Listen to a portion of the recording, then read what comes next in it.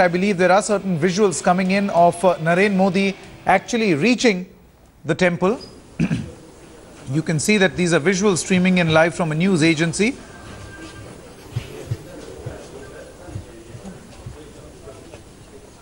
This is the Dal Xian temple. Let me get in, perhaps Mr. Joshi, you might be aware of this temple in Xi'an.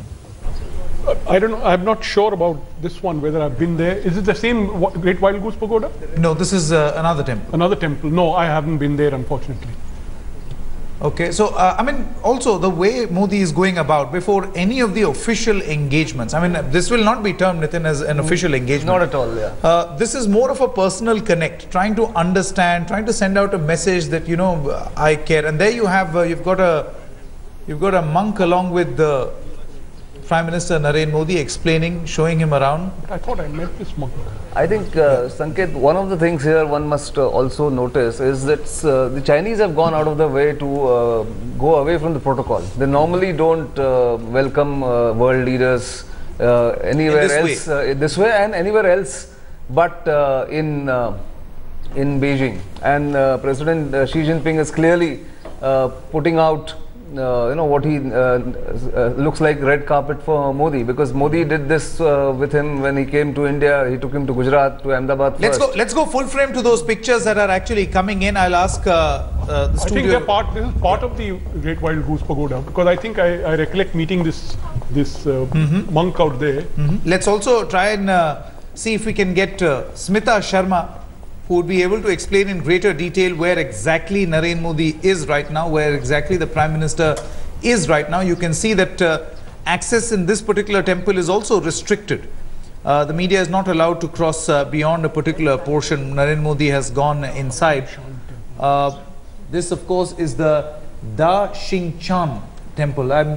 Pardon my pronunciation of Chinese words, but that's the temple where, and these are visuals from inside the temple that are being broadcast by Doordarshan News.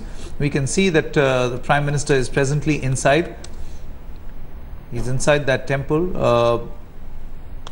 About 2 or 3 more similar engagements before actually the big meeting takes place. We'll be playing out the itinerary also in just a short moment from now. But at 1 p.m, Nitin, we are expecting that big meeting, that big diplomatic meeting with the Chinese president. That's right. That's the meeting which is before the delegation level talks, which are in Beijing tomorrow. So therefore, a lot of things might get clarified here. That this meeting what might does restricted talks mean? It is not structured.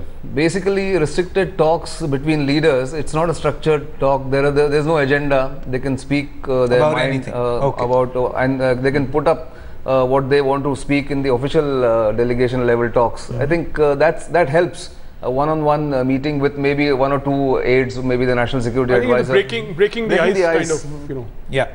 Which is quite important given the scenario in which India and China are actually coexisting. This is the 6th meeting, I think, between the two leaders. So they seem to have built a rapport. See, what I'm trying to say is that nowadays global symmetry is very important, because you keep on meet at G20, you meet at somewhere else. Absolutely. Over time, you are able to then. So when you meet in these summits, you're actually able to generate business. You know each other. You know body language. Then technically, going to temples, going to the you know, that particular site, the Terracota Warriors Museum, is also diplomacy. It's also sending out some sort of a message. Soft diplomacy. Let's quickly go across to Smita Sharma, who's back with us. Smita, can you tell us where exactly is the Prime Minister right now?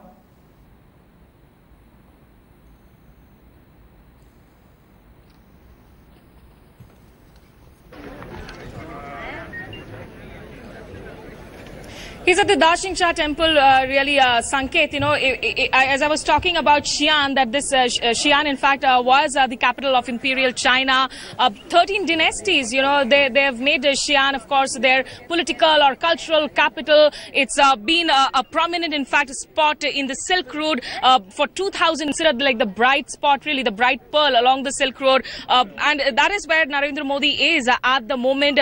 If you were to go around Xi'an, you would find, of course, several tombs homes, temples, also palaces. We of course continue to be here at the Wild Goose Pagoda. Interestingly, China was also the land of the Xian and Yin, you know, that spirits and shadows, either the belief of course in the Xian and the Yin, and various dynasties, because at the end of the day, before of course he goes back to Beijing and before having that dinner with President Xi Jinping, Narendra Modi will also be going to the ancient city wall, which was built in, really the story goes that one of the hermits, in fact, he told the then emperor that they should build a larger wall. There was a smaller wall built by the Tang dynasty, and then of course the emperor then built a much bigger wall to basically protect the city from foreign invaders and also save on food supplies. So Xi'an really has just so much of history. It is called the museum city, rightfully so, and all of its monuments just so well preserved. People go in, people buy tickets. Of course, there are tickets to go into the monuments. They're not free for all of these monuments. Some of them might just be, but there's just so much of lesson for us to be learned. You know, even in the Prime Minister's constituency of Varanasi, perhaps if we were to talk to people, there would be very mixed reactions as to how really the PM has been able to nurture as he completes, of course, first year in government on the 16th. He will still be in China and heading off from Shanghai to Mongolia for the second leg of his three-nation tour. But there's just so much to take back from in terms of how you really preserve your history, and also in terms of the soft diplomacy. Yes, all our experts are right. This is about reaching out to the people and perhaps trying to send out a message that, look, we also respect your traditions, we respect your history, and perhaps you could also similarly exchange. So now, thankfully, Sanket, because there is a security guard here, he is just trying to maybe clear up the crowd a little bit. So I can show you some more visuals. In fact, these are people who have now lined up, because there is that main gate of the Wild Goose Pagoda from where all these people are going in, because Narendra Modi and Xi Jinping, after their restricted talks, they will be taking a walk around here. And also Mr. Modi will hand over a Bodhi sampling to President Xi Jinping, highlighting on that common thread of Buddhism also that unites. Anybody speaks English here? Are you from a hotel? English? Okay, these are clearly, you know, they look like people, of course, who have been lined up by the Indian and the Chinese sides for this visit, because the common people are all standing, of course, on the sides. For them, of course, the pagoda is closed for a couple of hours.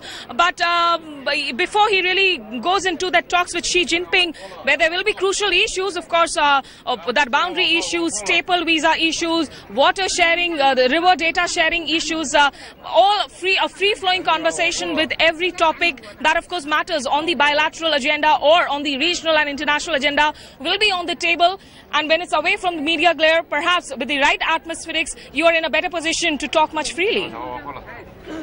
Absolutely, Smita. While you enjoy or rather inquire about who knows how to speak English there, I'm sure they are quite thrilled to see this form of reportage also on the streets of China. In the meanwhile, we are showing you visuals from inside the Daxingchan temple in Xi'an province, where you can see Prime Minister Narendra Modi offering his prayers. As a lot of people and all our experts here say that this is a very effective tool of diplomacy that Narendra Modi is actually putting to good use.